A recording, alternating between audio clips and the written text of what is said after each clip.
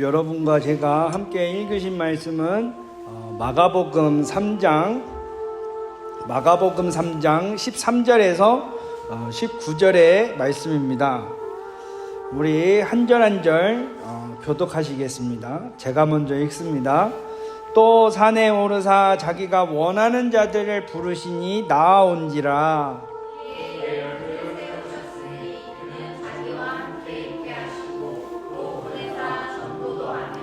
귀신을 내쫓는 권능도 가지게 하려 하심이로라.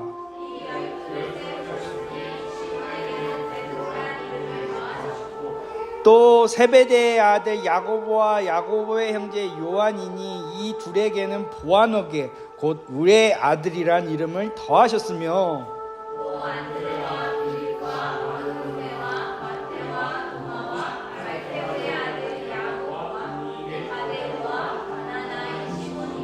같이 읽겠습니다. 또 가룟 유다니 이는 예수를 판 자더라. 아멘. 기도하겠습니다. 전능하신 하나님 아버지 감사합니다.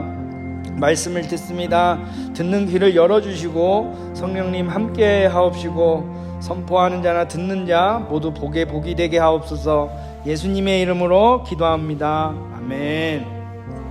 오늘도 좋은 날이었습니다. 주님의 사랑과 은혜와 복주심이 여러분 모두에게 함께하기를 바랍니다. 오늘은 마가복음 3장 13절에서 19절의 말씀으로 따라하겠습니다. 좋은 별명을 얻으라. 이라는 제목으로 부르심이라는 주제를 가지고 여러분과 제가 은혜를 받고자 합니다. 오늘 읽은 본문의 말씀은 제자들이 개인적으로 주님의 부름을 받아 나아오는 이야기가 아니라 전체적으로 제자의 세움을 잇는 이야기가 마가복음 3장에서 언급이 되고 있습니다. 본문의 말씀은 마태복음에는 10장에, 누가복음은 6장에도 나오고 있는 장면입니다. 그러면 마태복음과 누가복음에서 우리 주님께서 어떻게 제자들을 부르시고 있는지 한번 읽어보겠습니다. 먼저 마태복음 10장 1절에서 4절을 먼저 보겠습니다. 우리 같이 읽을까요? 시작. 예수께서 그의 12제자를 부르사 더러운 귀신을 쫓아내며 모든 병과 모든 약한 것을 고치시는 권능을 주시니라. 12사도의 이름은 이러하니 베드로라는 시몬을 비롯하여 그의 형제 안드레와 세베대의 아들 야고보와 그의 형제 요한, 빌립과 바돌로메, 도마와 세리 마테, 알페오의 아들 야고보와 다데오, 가나인 시몬 및 가룟 유다 곧 예수를 판 자라. 또 누가복음 6장 12절에서 16절은 어떻게 말씀하고 있는지 같이 읽어보겠습니다. 시작. 이때에 예수께서 기도하시러 산으로 가사 밤이 새도록 하나님께 기도하시고 밝음에 그 제자들을 부르사 그 중에서 12를 택하여 사도라 칭하셨으니 곧 베드로라고도 이름을 주신 시몬과 그의 동생 안드레와 야고보와 요한과 빌립과 바돌로메와 마테와 도마와 알페오의 아들 야고보와 셀롯이라는 시몬과 야고보의 아들 유다와 예수를 파는 자가 될 가룟 유다라. 우리 예수님은 천국 하늘나라 복음을 전하기 위해서 제자를 부르셨습니다. 예수님의 제자로 부르심을 받고 산다는 것은 가장 큰 영광일 것입니다. 오늘 말씀의 주제는 부르심입니다. 여러분, 부르심하면 떠오르는 것이 무엇이 있나요? 오늘날 이 시대는 거의 볼 수 없지만 제 어린 시절에는 친구와 만나서 놀기 위해 전화로 전화기를 먼저 하여서 만난다던가, 친구가 우리 집으로 와서 부른다던가, 우리가 친구네 집에 가서 친구의 이름을 부르곤 했습니다. 어떻게 부르죠? 개똥아 놀자. 별명을 부르기도 해요. 그리고 그 소리를 듣고 우리와 우리 친구뿐만 아니라 다른 집 꼬마 아이들이라든가 어린아이들이 듣고 몰려 나오기도 했습니다. 여기서 친구를 부르는 목적은 무엇인가 생각해보면, 첫째, 함께 놀기 위해서, 두 번째는 대화하기 위해, 세 번째는 만나고 싶어서 얼굴을 보기 위해, 이 정도 생각해 볼 수 있습니다. 부른다는 것은 그 목적이 담겨 있습니다. 한 가지 또 예를 들어보겠습니다. 엄마가 밥을 만들고 밥 먹을 때가 되면 우리의 이름을 부릅니다. 지우야, 지훈이랑 와서 밥 먹어. 희율이, 보율이 와서 밥 먹어. 야, 아빠 밥 먹으라 해. 다양합니다. 목적은 하나죠. 뭐죠? 밥 먹기 위해, 밥 먹으라고. 이렇듯 주님의 부르심에는 그 목적이 있습니다. 첫째는 한번 따라해 주시겠어요? 하나님과 함께 있게 하기 위함이다. 네, 우리는 주님께서 원하는 사람이기에 하나님과 함께 있게 하기 위함입니다. 마가복음 3장 13절에 이렇게 얘기하죠.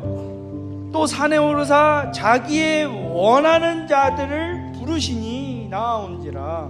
제자들은 바로 주님께서 원하시는 사람들이었다는 것입니다. 우리가 주님께서 원하시는 사람들이기에 우리가 주님과 함께 있다는 것, 이것 자체는 기쁨이고 영광입니다.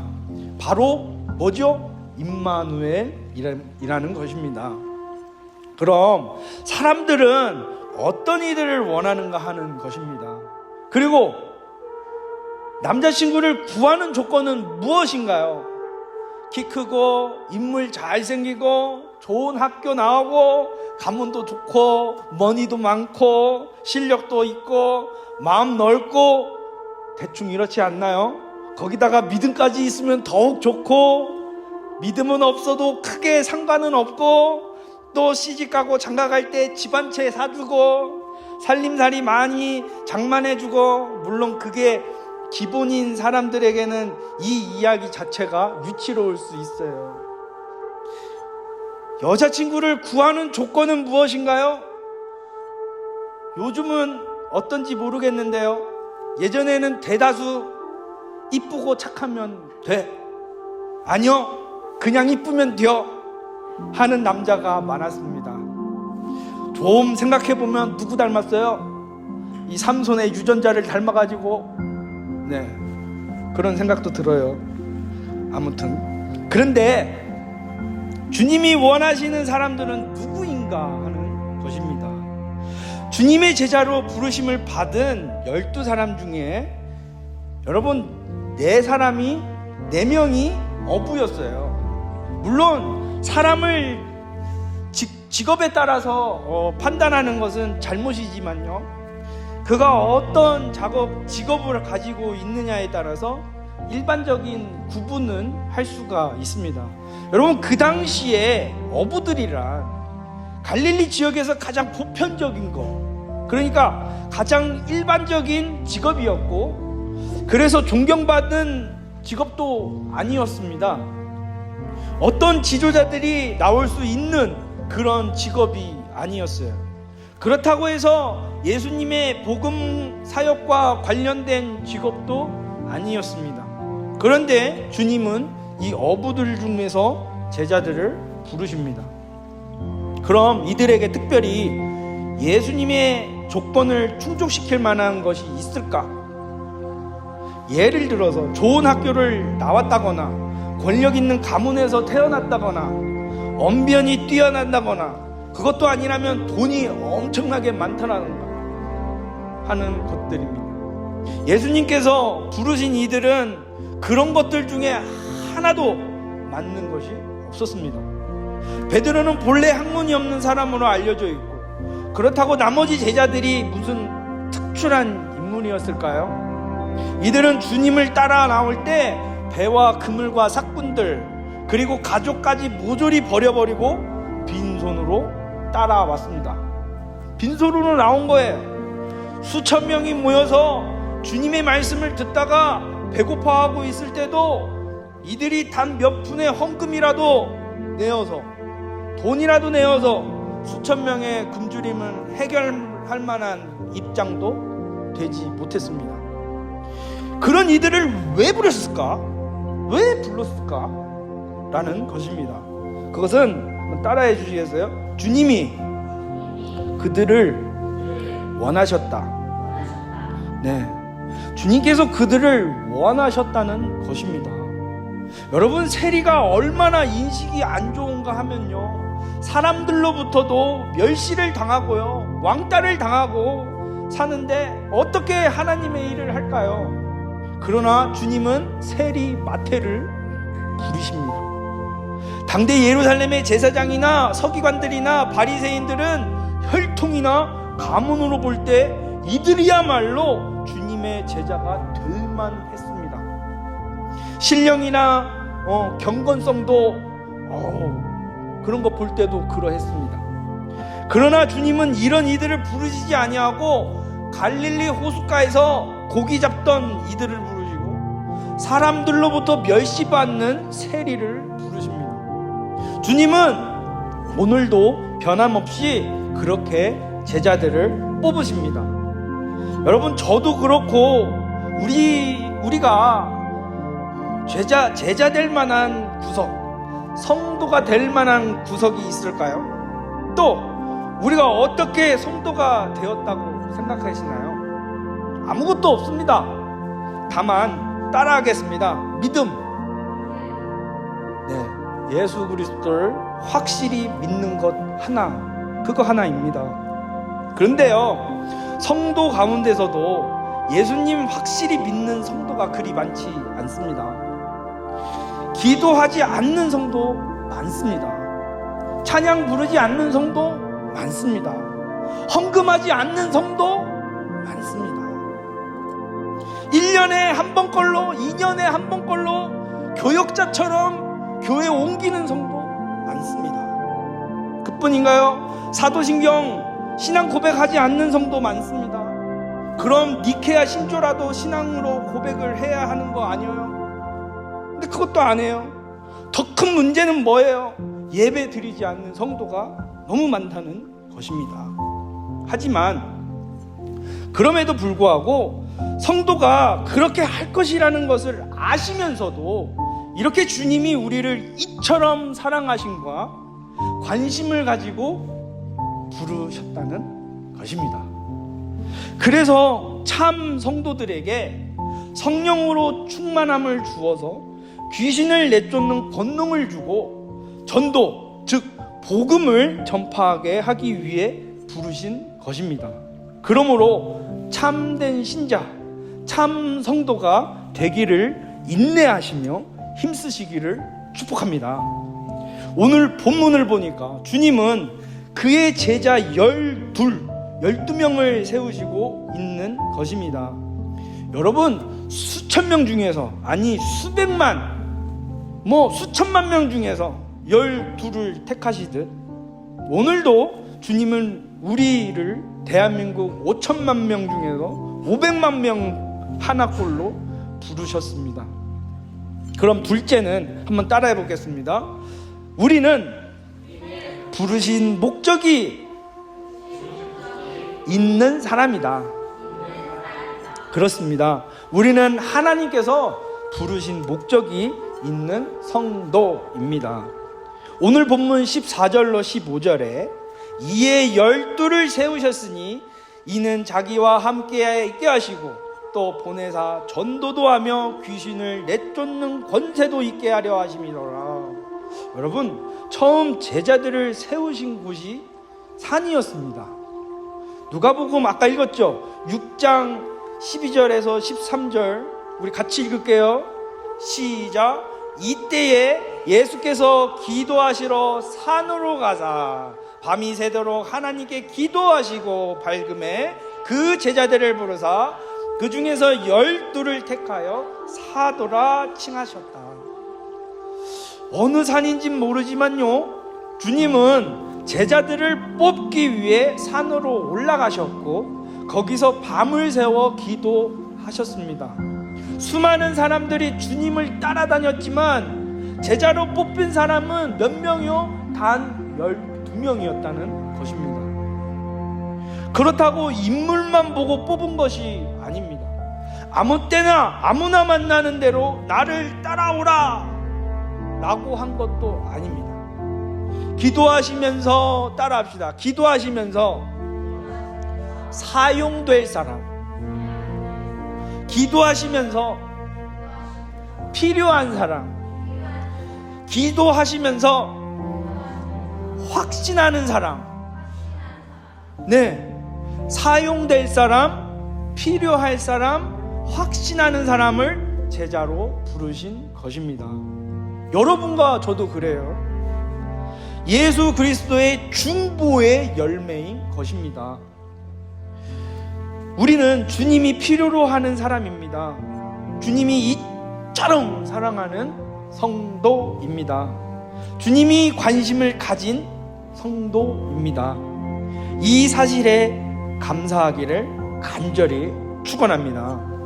또 오늘 본문을 보면 아주 의미심장한 구절이 있어요. 바로 13절에 또 산에 오르사 자기의 원하는 자들을 부르시니 이렇게 말하고 있어요. 여러분, 예수님께서 산에 올라가셨습니다. 그리고 자기의 원하는 이름을 부르십니다. 그랬더니 부름받은 제자들이 그 산으로 올라왔다는 거예요. 지금 수많은 무리들은 저 산 아래에 있는 평지에 있었을 것입니다. 이 제자들은 한참을 올라온 산에서 세움을 입었을 겁니다. 어쩌면 산에 올라가는 제자들 속으로는 마음에 덜 들었는지도 몰라요. 성경에 나오는 표현 가운데 재미있으면서 의미 있는 단어가 하나 있죠. 바로 따로라는 말입니다. 이 뜻은 무슨 뜻인가요? 그것은 다른 이들을 제외하고 라는 뜻입니다. 이 말이 쓰여진 경우는 크게 세 가지로 나눌 수 있습니다. 하나는 주님이 따로 혼자 기도하러 가실 때, 마태복음 14장의 오병이어의 기적 이후 따로 산에 가셔서 기도하신 경우가 그렇습니다. 주님은 정말로 고요한 기도를 드려야 할 시간에 따로 한적한 곳에 가셔서 기도하셨습니다. 그때 따로였습니다. 따로. 두 번째 따로가 쓰여 있는 데는 예수님께서 12제자를 무리들과 분리시켜 데리고 가실 때입니다. 마태복음 20장에 예수님이 예루살렘으로 올라가실 때에 12제자를 따로 데리고 가셨습니다. 마가복음 6장에 보면 사도들이 예수님께 자기들의 행한 것과 가르친 것을 고하는 사역 보고를 한 다음에 너희는 따로 한적한 곳에 와서 잠깐 쉬라고 하셨습니다. 그러면서 성경은 그 이유를 오고 가는 사람이 많아서 음식을 먹을 겨를도 없음이라 이렇게 말씀하고 있습니다. 세 번째로 쓰여져 있는 따로의 의미는 아주 특별해요. 그것은 마태복음 17장, 마가복음 9장에 베드로와 요한, 야고보를 데리고 따로 높은 산에 올라가셨던 때입니다. 그때는 그 누구도 함께 하지 않는 특별한 장소였고 시간이었어요. 제자들에게 일생 동안 잊지 못한 감동적인 추억이었습니다. 그 산에서 감격을 경험한 것입니다. 여러분, 이 산은 제자들을 뽑는 하나의 기준이 되었을 것입니다. 그 산에까지 올라온 이들을 사도라고 칭하셨기 때문입니다. 그렇게 특별한 방법으로 뽑으신 제자들에게 주님은 어떠한 은혜를 주셨나요? 그것은 주님과 함께 있게 해주신 것입니다. 셋째로 한번 따라해 주겠어요? 우리에게 새로운 이름을 더하신다. 네. 본문 17절에 또 세베대의 아들 야고보와 야고보의 형제 요한이니 이 둘에게는 보아너게 우레의 아들 이름을 더하셨다. 이제 이 12에 대한 간략한 소개가 나오죠. 제일 먼저 시몬에 대한 이야기가 나옵니다. 그 시몬에게 주님은 베드로란 이름을 더하셨습니다. 베드로란 뭐죠? 반석이란 뜻이죠. 그가 바로 유명한 시몬 베드로. 그가 하도 열심히 예수님을 쫓아다니고 사사건건 나서서 물어보고 의견을 내고 하는 바람에 별명이 수제자가 되었습니다. 그러니까 시몬은 본래 이름, 즉 아버지가 지어주신 이름이고, 베드로는 나중에 주님께서 붙여주신 이름입니다. 그럼 언제부터 그 이름을 부여받았습니까? 성경에는 그 이름이 먼저도 나오고 나중에도 나옵니다. 시몬, 또 시몬 혹은 시몬 베드로 혹은 베드로라고 이렇게 얘기해요. 마태복음 16장에 보면 가이사랴 빌립보에 갔을 때 사람들이 예수님을 누구라고 하는지 물어보실 때가 있었죠. 이런저런 소문을 들으신 주님은 그럼 너희들은 나를 누구라 하느냐? 어떻게 생각하느냐? 그때 시몬이 주는 그리스도시요 살아계신 하나님의 아들이십니다. 그렇게 대답하죠. 바로 그때 바요나 시몬아 네가 복이 있도다. 내가 너에게 이르노니 너는 베드로라. 내가 이 반석 위에 내 교회를 세우리니 음부의 권세가 이기지 못하리라. 이렇게 복을 주십니다. 마가복음에 그냥 시몬에게는 베드로란 이름을 더하셨고 했지만 배경에 그런 일이 있었습니다. 요한복음에는 안드레를 따라온 시몬을 보자마자 주님은 네가 요한의 아들 시몬이니 장차 게바라 하리라. 게바 아람 말인데요, 그 말을 번역하면 반석입니다. 반석이 되는 거예요. 누가복음에는 색다른 기사가 실려 있어요. 고기를 하나도 잡지 못한 어느 아침에 그물을 씻던 베드로 시몬의 배에 예수님이 나타나셨죠. 설교를 하시다가 깊은 데로 가서 그물을 던지자 하십니다. 그때 그물이 찢어질 정도로 고기가 많이 잡혀서 다른 배의 도움으로 겨우 나왔죠. 그때 처음에 시몬이라던 그의 이름이 나중에 시몬 베드로라고 적힌 것을 봅니다. 시몬 베드로가 예수님의 무릎 아래 엎드려서 주여 나를 떠나소서 나는 죄인일소이다 했다는 것입니다. 분명한 것은 시몬은 그의 신앙과 관련해서 베드로란 이름을 부여받았습니다. 반석이란 뜻을 가진 베드로는 두고두고 다른 제자들의 부러움이 되었죠. 여러분들이 이런 별명을 얻으시기를 바랍니다. 뿐만 아니라 세베대의 아들 두 아들 야고보와 그 형제 요한에게는 보아너게라는 별명을 주셨죠. 그것은 우레의 아들. 그들의 불같은 성격에 잘 어울리는 별명입니다. 그들에게 그 별명을 얻을 일이 있었죠. 한 번은 사마리아로 지나가는데 사람들이 통발을 못하도록 했죠. 그때 대뜸 한 말이 저 사람들을 하늘에서 불을 내려 태워버리자 하는 겁니다. 이것이 우레의 아들이 되는 결정적 계기가 되었는지 모릅니다. 저는 일전에 한국에서 선배 전도사님에게 별명을 받았어요. 지금은 이제 그 선배 전도사님이 목사님이 되셨는데 저에게 뭐라고 하냐, 보아너게 팍 그러는 거예요. 보아너게 팍 우레 아들. 여러분, 성도가 되어서 교회에서 좋은 별명 하나 얻는 것은 영광입니다. 기왕이면 우레 아들 이것보다 여러분 베드로 2세 같은 별명을 얻기를 바랍니다. 그 뜻이 무엇이겠습니까? 베드로의 버금간다는 말 아닌가요? 예수님 동생 같은 별명도 있습니다. 예수님 닮았다는 말이겠죠. 반예수라는 별명도 있습니다. 하는 짓이 절반은 예수님이라는 뜻입니다. 우리는 많은 별명 중에 이 개차반 같은 별명을 가지고 있지는 않은지 생각해 보면서 아무튼 고쳐보려고 새롭게 변화되기를 바랍니다. 그런데 너무 힘든 것 같습니다. 그래도 변화되리라 믿는 그 믿음을 가지고 있는다는 것, 그것이 중요한 것입니다. 주님께서 함께 도와주실 것입니다. 12 중에 그런 제자가 하나 있었죠. 누구죠? 가룟 출신 유다라는 제자죠. 처음에는 예수님에게 신앙을 얻고 이 계산에도 아주 능한 사람이었죠. 그런데 그는 이름이 나올 때마다 거의 뭐라고 언급되냐? 예수를 판 자라는 별명을 달고 다닙니다.